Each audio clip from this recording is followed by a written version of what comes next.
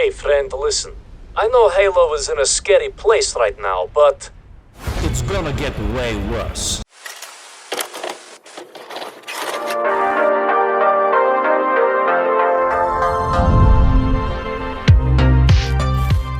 Hello there guys, gals, ladies and gentlemen, my name is Leipalarden, and it's no secret that Halo is in the lowest place it's ever been.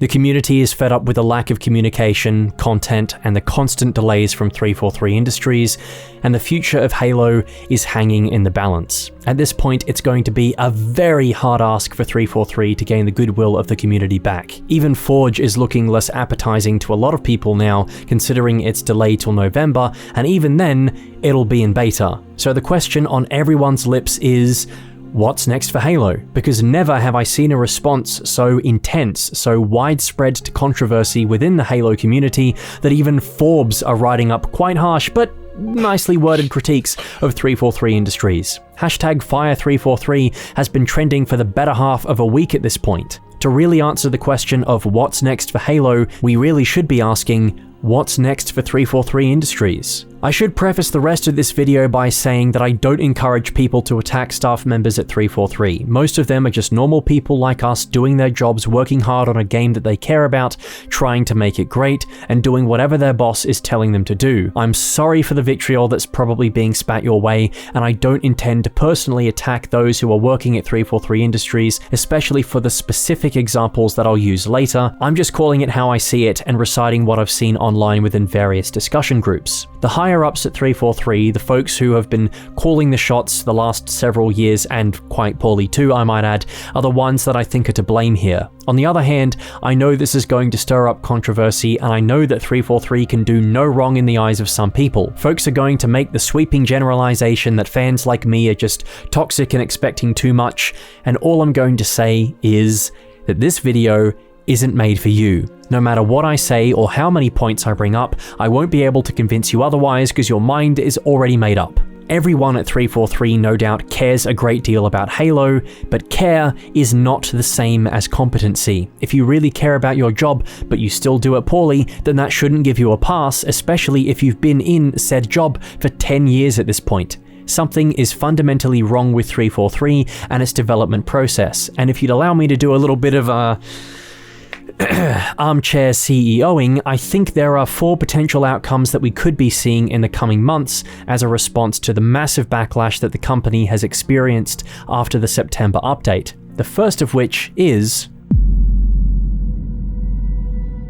this is the worst case scenario. If Microsoft in all their omnipotent glory decide to stay the course, keep to the status quo, and act like nothing has happened in hopes that the Halo community and general gaming scene will somehow forget about all this and let it slide. I can't see a good outcome as a result of this. Not only will those Halo fans who are fed up with 343's handling of the franchise still continue to be disappointed, but people in general are just expecting a response that addresses all the controversy. I think the longer the wait, the more likely it'll be to cause a snowball effect. With a franchise as beloved as Halo, the anticipation is only going to grow the longer it takes to get a response, and until we have a better idea of what direction the franchise is going to take, it'll hurt the fan base more than it'll help. Already it seems like 343 are just back to operating normal with the botched together Yappening event, which is so obviously a scrapped Easter event coming very soon. Jez Corden, a Microsoft insider, said that 343 feel confident about the game reaching seasonality after Season 3, and that the situation will improve from there and people will be happy to just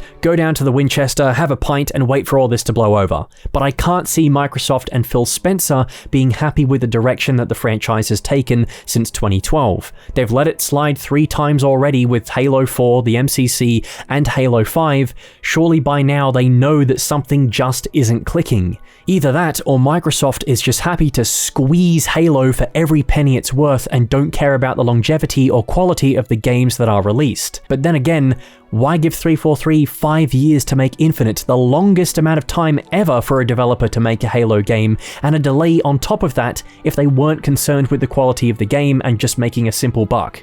It doesn't make a lot of sense to me. At the very least, I think we should be seeing a statement issued from someone within Microsoft or 343. This seems too big to just be kicked under the rug, which leads to the next possibility.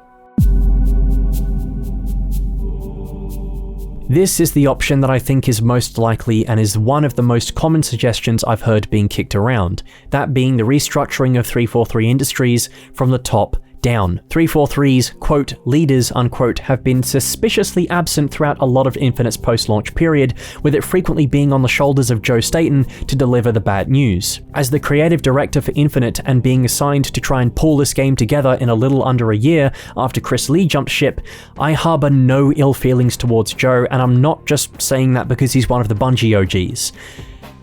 Though, come to think of it, that is part of the reason. Being there almost since day one, Joe Staten's contribution cannot be understated. Halo is his baby. He helped to write the story for Combat Evolved, he fleshed out the universe, and helped to write one of the most quotable games ever with Halo 2. He was the creative lead for ODST, that's not even mentioning the great novels he's written within the Halo universe. Given time and an opportunity to steer the ship in the right direction without interference, I think Joe Staten would be great as the head for 343 Industries, helping to oversee not just the direction of the games, but the entirety of the franchise that he helped to create.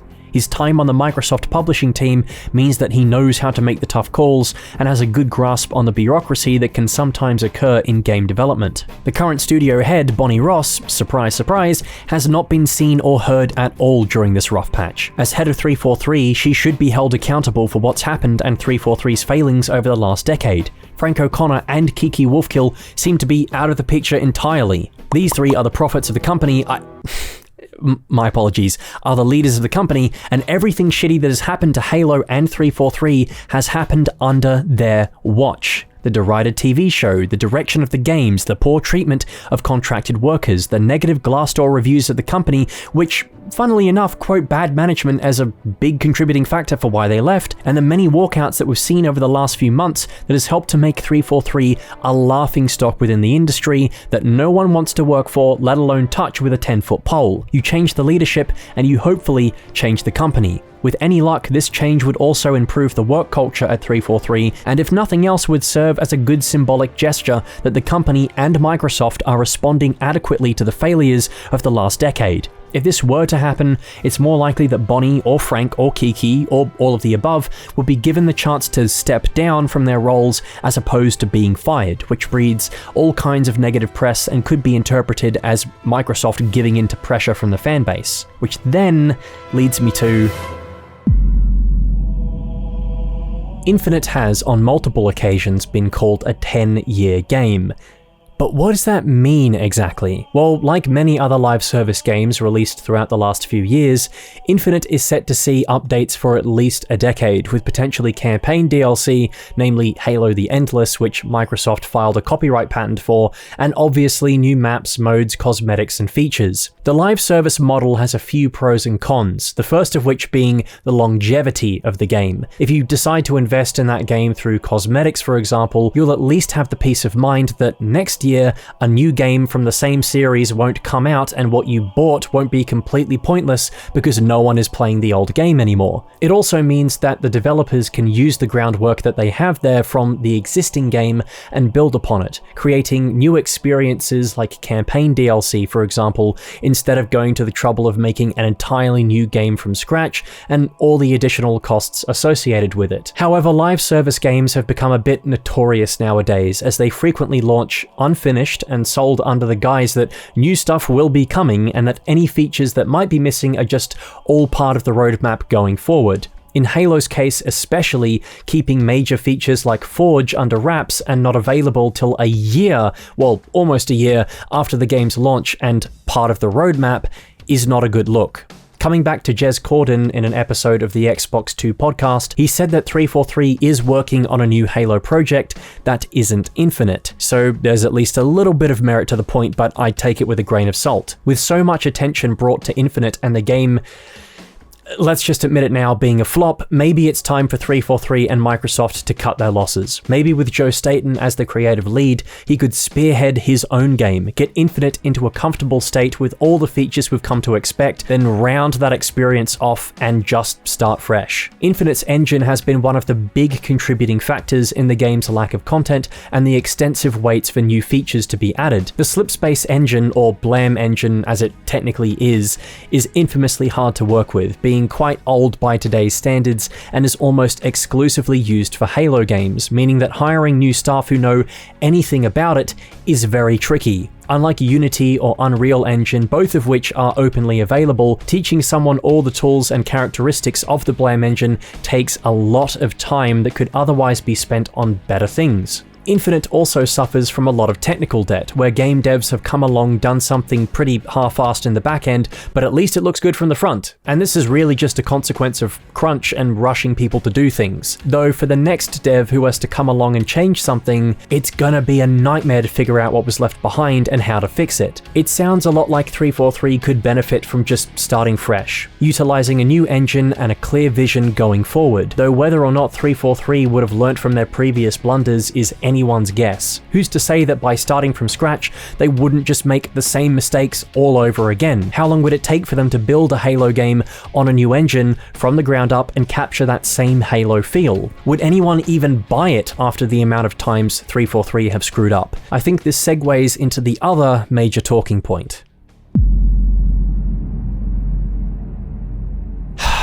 Yep, this is the big one. It's been trending consistently for a while, and it's what a lot of people are calling for to fire 343 Industries, or at least take them away from being able to make Halo games with the IP given to someone else. This is a very scorched earth approach that I don't entirely agree with, but at this point even having 343's name attached to something is enough to completely tarnish a product for some people. On the other hand though, you've got to realize that by liquidating 343, you're throwing hundreds of people under the bus, people who are just trying to do their jobs and working hard. 343 Industries was a very sizable investment for Microsoft as they built the studio from the ground up to continue making Halo games and continuing the legacy of the IP, and they're going to want a return on that investment and then some. Pulling the plug should be a last resort and not something that should be considered just yet. I don't personally think that Halo fans should be expected to wait anymore though. The time for being patient is done. I'll likely be in my 30s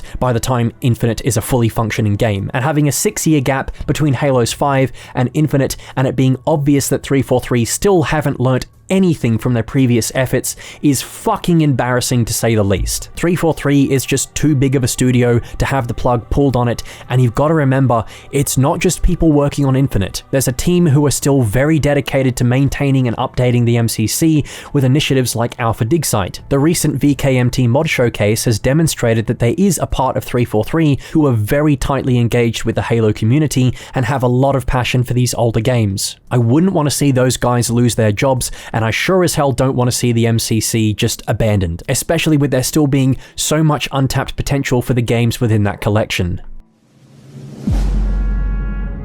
The response to the September update is more than just a few entitled fans that are fed up with the live service model being so slow. I think this is the straw that broke the camel's back. Halo 4, despite how I felt about it, was generally seen as a divisive game that drifted too far away from Halo's core aesthetically and gameplay-wise. The Master Chief Collection had one of the worst launches for a video game, period, and suffered from numerous problems for years until 343 finally decided to fix the game prior to its PC launch, which even then was riddled with all kinds of bugs and glitches. Halo 5's campaign... Well, we all know how that turned out, and while the multiplayer has its fans, it's blatantly obvious that 343 were just trying to cash in on the enhanced mobility shooters of the time, and the launch of that game was so bare bones that you could find it hung up in a high school science class. Infinite started its multiplayer development with hero shooter elements like Overwatch. Let me just restate that quickly. Halo Infinite could have been a hero shooter. God help the poor bastards living in that timeline, because it sounds miserable. And the game has failed to meet expectations time after time with the slowest rollout of updates and general bug fixes I've ever seen from a AAA live service game. There needs to be something done that instills confidence within the community and the general consumer for 343 and their management of Halo, and the best way to accomplish that is with change. Something has got to give, whether it's Microsoft or 343 internally who decide to say, yep, this isn't working anymore, let's try something else. Right now, Halo's potential is being squandered and the brand is very slowly dying. The franchise that has set the bar for first-person shooters, that established how online matchmaking should be, that took the couch you used to sit on with your friends and made it virtual with amazing innovations to make games a social place to share and enjoy new content, whether it was developer or community made, is suffering because of its mistreatment and deserves another chance. Whether that chance is with a new developer that isn't 343, or if it's someone in a senior position at least acknowledging the backlash and outlining what changes are going to be made in future, I don't care. I just want change. The fans just want change. So, the ball's in your court, 343 and Microsoft. Good luck. What do you think is next for Halo? Do you see a reality where Halo Infinite manages to come back? And what kind of response would you like to see from 343 Industries and Microsoft?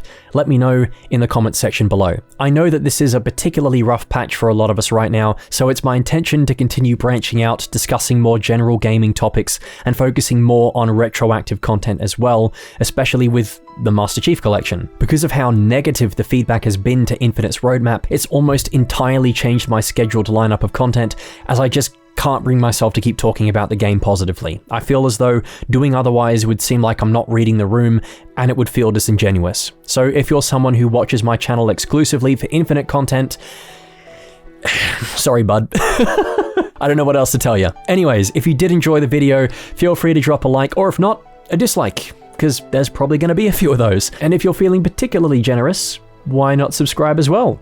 You wouldn't. You're way scared.